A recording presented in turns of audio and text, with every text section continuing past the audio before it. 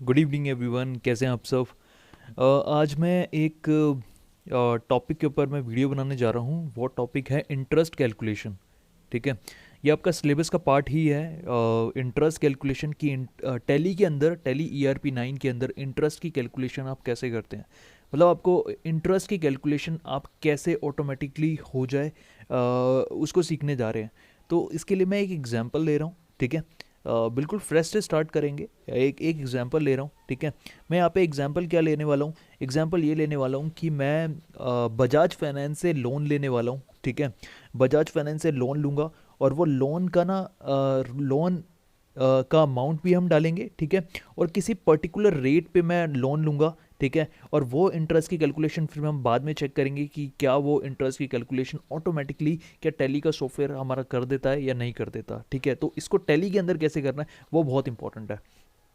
ठीक है, so we are starting. आप सामने देख सकते हैं, सामने आपको टैली टैली दिख रहा होगा। ठीक है, टैली का सॉफ्टवेयर दिख रहा है। यहाँ पे मैंने रोहित प्राइवेट लिमिटेड की के नाम से मैंने कंपनी ओपन की हुई है।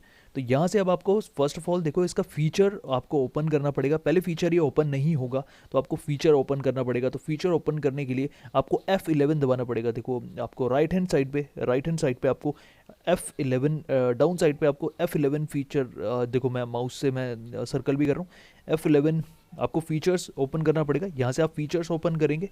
फीचर्स के बाद आप ना अकाउंटिंग फीचर्स में जाएंगे।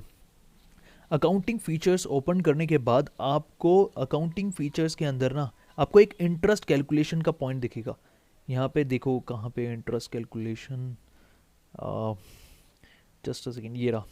यहाँ पे इंटरेस्ट कैलकुलेशन है आपका। देखो एक्टिव आउटस्टैंडिंग पे, आउटस्टैंडिंग मैनेजमेंट के अंदर ऑब्वियसली इंटरेस्ट कैलकुलेशन कब होती है, जब आप आउटस्टैंडिंग जो रहता है। ठीक है, जैसे आपका लोन अमाउंट आउटस्टैंडिंग रहेगा तो उस पर इंटरेस्ट कैलकुलेशन होगा, तो इसलिए इसको आउटस्टैंडिंग मैनेजमेंट के अंदर डाल रखा है इंटरेस्ट कैलकुलेशन। तो यहाँ पे आप येस कर देंगे। ठीक है, फिर येस करके फिर यूज़ एडवांस पैरामीटर में आप यहाँ पे भी येस करेंगे। अगर आपको कोई पैरामीटर डालना है तो आप यहाँ पे आपको जरूर येस करना पड़ेगा। और फिर उसके बाद एंटर एंटर करके आप आगे आ जाएंगे, या फिर कंट्रोल A करेंगे ना। कंट्रोल A का शॉर्टकट होता है कि आपकी जितनी जो भी सेटिंग आपने डाली है, ठीक है, इसको एक्सेप्ट कर लेना, ऑन द स्पॉट एक्सेप्ट कर लेना। तो बार बार आपको एंटर एंटर करके लास्ट में नहीं आना पड़ेगा, अदरवाइज आपको लास्ट में एंटर करके फिर उसके बाद एक्सेप्ट का ऑप्शन देगा। तो वहाँ पे आप कंट्रोल A भी दबा सकते थे, वहाँ पे वो एक्सेप्ट कर लेता। ठीक है, अब यहाँ पे हमें क्या करना है कि वहाँ पे यूज़ पैरामीटर भी हम डाल चुके हैं। और यूज़ पैरामीटर के अंदर अब देखो यहाँ पे उसके बाद मेरे को अकाउंट्स इन्फो के अंदर मुझे एक लेजर क्रिएट करना है। मैं लेजर क्रिएट कर लेता हूँ। लेजर कौन सा क्रिएट करूँगा मैं, लोन फ्रॉम बजाज फाइनेंस। ठीक है, loan from Bajaj finance, right. तो बजाज फाइनेंस के अंदर यहाँ पे देखो आप माउस के एरो से आप देख पा रहे होंगे कि एक्टिव इंटरेस्ट कैलकुलेशन यहाँ पे दे रखा है। यहाँ पे ऑप्शन आ गया। पहले ये ऑप्शन जब तक आप एक्टिवेट नहीं करेंगे ना, देखो आप F11 के फीचर में जाके जब तक आप एक्टिवेट नहीं करेंगे, आपका बाय डिफॉल्ट ये एक्टिव इंटरेस्ट कैलकुलेशन का ये ऑप्शन नहीं आएगा, वो शो नहीं होगा। आपको पहले फीचर को ऑन करना पड़ेगा, देन आप क्या कर सकते हैं, एक्टिव इंटरेस्ट कैलकुलेशन के पॉइंट पे यहाँ पे जाके आप अपनी सेटिंग्स को डाल सकते हैं। अब लोन है तो लोन को मैं कहाँ डालूंगा, ऑब्वियसली मैं लोन के अंदर डाल दूंगा। ठीक है, अब इसको आप क्या डाल सकते हो, आप सिक्योर लोन, आप देख सकते हो आपको आपका जो भी लोन है, लोन की जो कैटेगरी होगी, जैसे सिक्योर लोन होता है, एक अनसिक्योर्ड लोन होता है। ठीक है, एक लोन, एक नॉर्मल लोन होता है, सिक्योर्ड और अनसिक्योर्ड। देखो सिक्योर लोन वो होता है कि आपको पता होगा जिसके लिए आपने कुछ मॉर्गेज में कुछ सामान दे रखा है। ठीक है, कुछ कुछ गिरवी रखा हुआ है आपने, उसे सिक्योर लोन कहते हैं। अनसिक्योर्ड जिसको जिसको गिरवी नहीं रखा, और अगर आपके नॉर्मल एक छोटा मोटा आपने लोन ले रखा है तो उसके लिए आप क्या कहते हैं, लोन लाइबिलिटी भी यूज़ कर सकते हैं। ठीक है, अब आपको क्वेश्चन ये आ सकता है कि सर फिर जब लोन लाइबिलिटीज़ और अनसिक्योर्ड में डिफरेंस क्या है। देखो सिक्योर्ड एंड अनसिक्योर्ड लोन्स जो होते हैं ना, वो जनरली बड़े लोन्स के लिए यूज़ किया जाता है। लोन लाइबिलिटी एक छोटे लोन के लिए यूज़ किया जाता है। इस तरह से आप कैटेगराइज कर सकते हैं। बाकी अगर आप इनसिक्योर्ड लोन में भी अगर आप डाल देंगे तो कोई दिक्कत नहीं होगी, कोई नहीं बोल रहा। और अगर आप सिक्योर्ड लोन्स में भी डाल देंगे तब भी कोई दिक्कत नहीं होगी।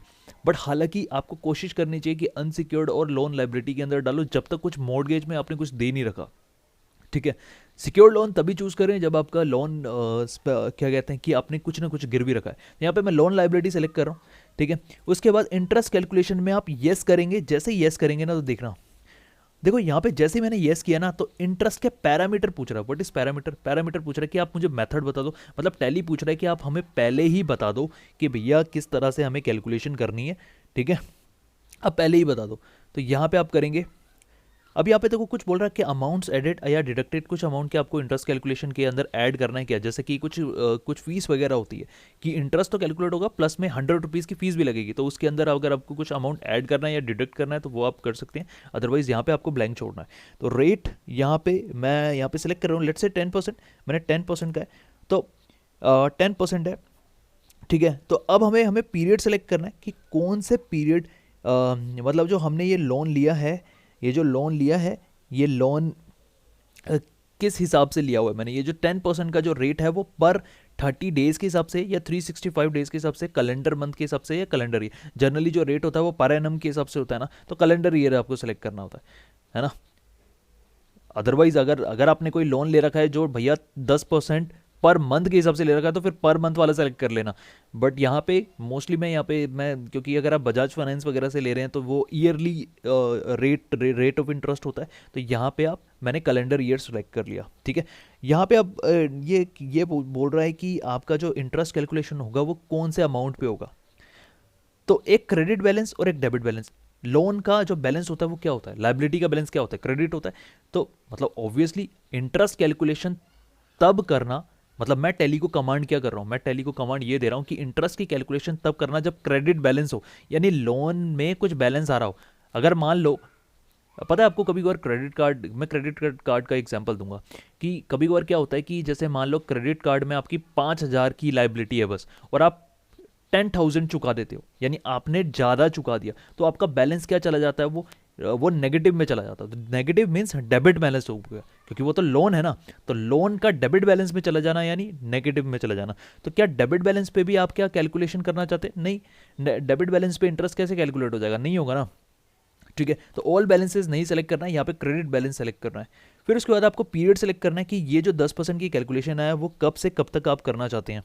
तो 1 अप्रैल टू कब तक करना चाहते हैं। तो अगर आप पूरे साल आपका जो 10% का रेट ही रहा, तो यहाँ पे सीधा 31 मार्च लिख के बात खत्म करना, ठीक है। 31 मार्च लिख के बात खत्म कर देना। ये देखो 1 अप्रैल 2021 से लेके 31 मार्च 2022 सेलेक्ट हो गया ऑटोमेटिकली, क्योंकि मैंने 31 मार्च डाल दिया, ठीक है।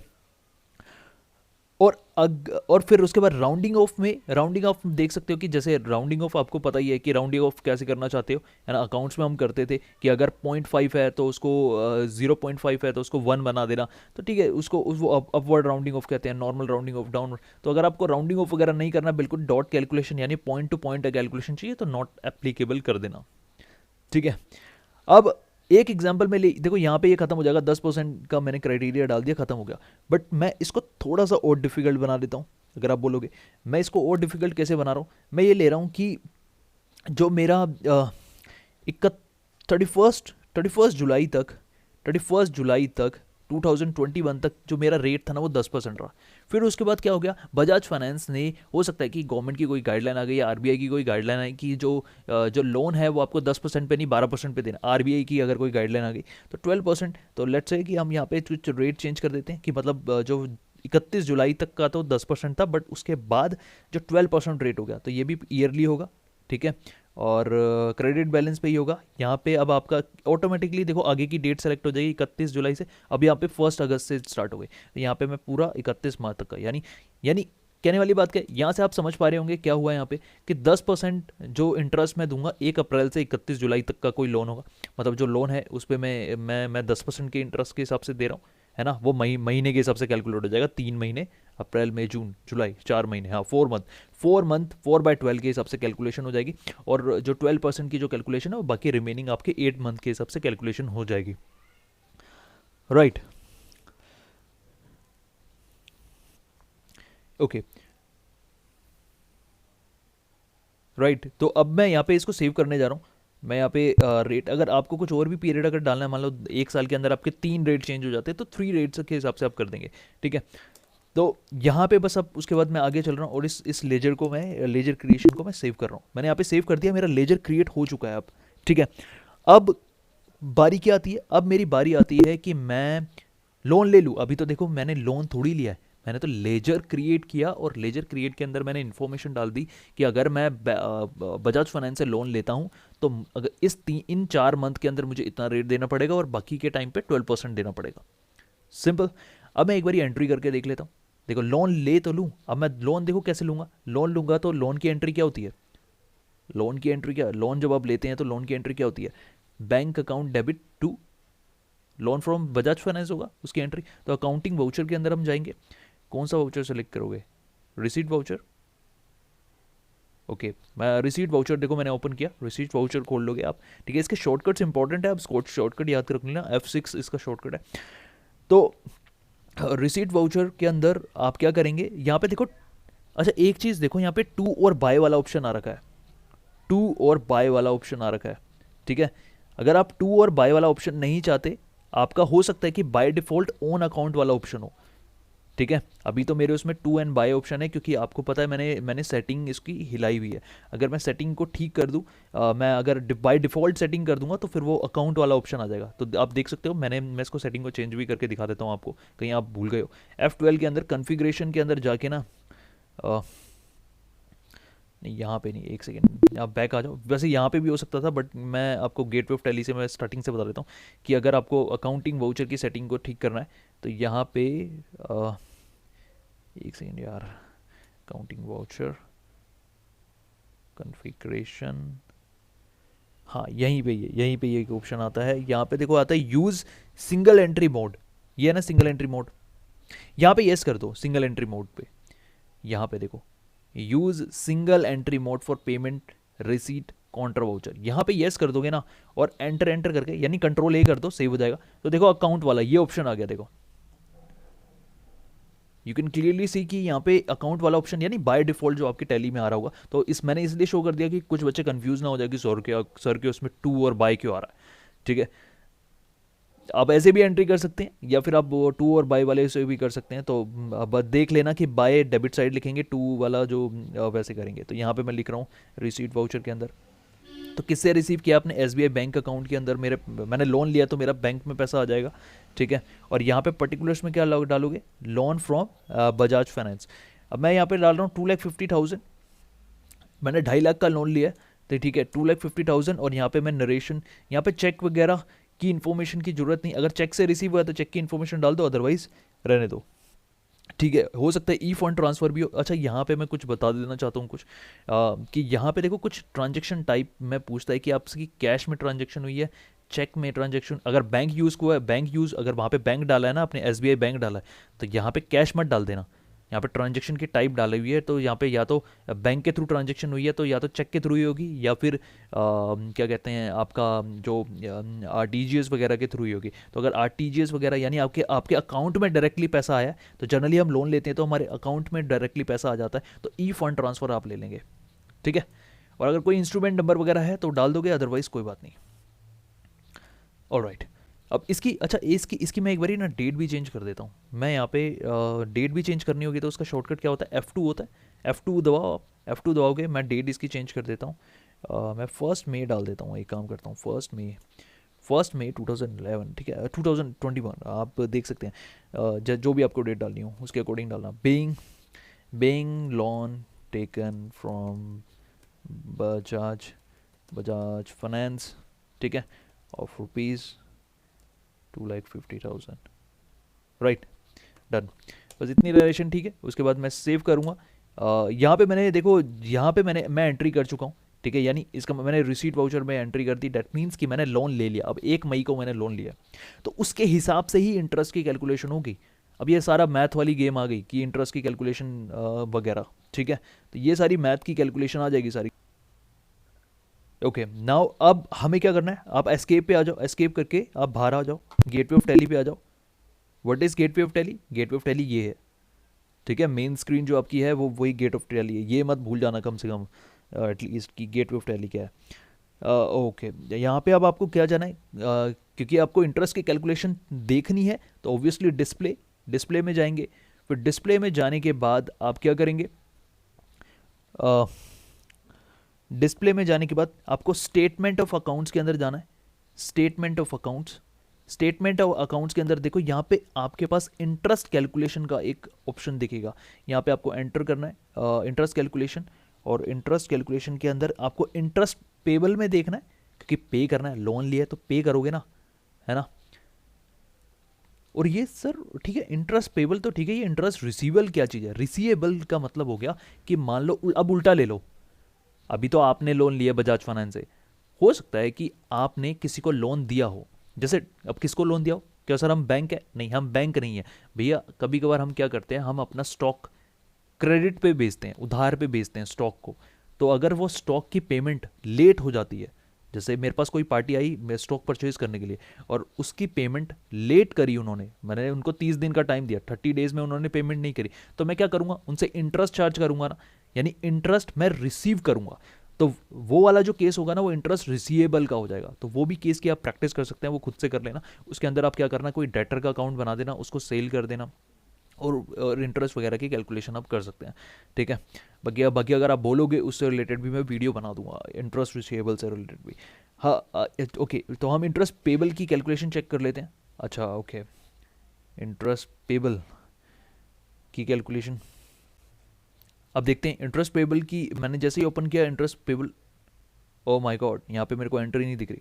एंट्री इसलिए नहीं दिख रही क्योंकि मैंने ये पीरियड देखो, आप यहाँ पे जो पीरियड को जरूर चेक कर लें कि 1 अप्रैल 2021 टू 1 मई 2021 ही दे रखा है, यानी 1 मई को तो लोन ही लिया था मैंने। तो यहाँ पे इंटरेस्ट की कैलकुलेशन कैसे शो हो जाएगी, है ना। आपको पूरा पीरियड सेलेक्ट करना पड़ेगा, तो आप पूरा पीरियड सेलेक्ट कर लेना, ठीक है। ऑल्ट F2 से आपका पूरा पीरियड सिलेक्शन का ऑप्शन खुलता है, इसका शॉर्टकट है। तो मैं पूरा पीरियड सेलेक्ट कर रहा हूँ, अप्रैल टू मार्च, ठीक है। जैसे ही आप डालेंगे देखो, अब यहाँ पे आपको लोन लाइब्रेरीज के अंदर आपको इंटरेस्ट कैलकुलेशन की कैलकुलेशन होके आ रहा होगा। 26,205 का लोन वो दे रखा है अमाउंट।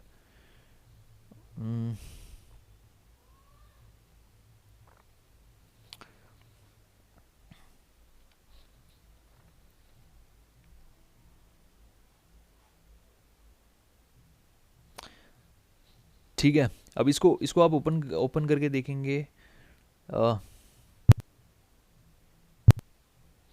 इसको ओपन करके देखेंगे, देखो जैसे ही मैंने ओपन किया ना, अब इसको मैंने जैसे ही आप क्लिक करोगे या फिर आप एंटर करोगे तो यहाँ पे देखो, आपको यहाँ पे दिखाएगा कि जो लोन है, देखो 2.5 लाख का जो लोन था उस पर 2 तारीख से, क्योंकि 1 तारीख को तो लोन ही लिया था तो उससे अगले दिन से आपका इंटरेस्ट चालू हो जाता है। तो 2 तारीख से लेके 31 जुलाई तक का जो इंटरेस्ट है 91 डेज़ का, तो डेज़ भी कैलकुलेट हो गए, 91 डेज़ का 10% के हिसाब से आपका इतना इंटरेस्ट बन रहा था।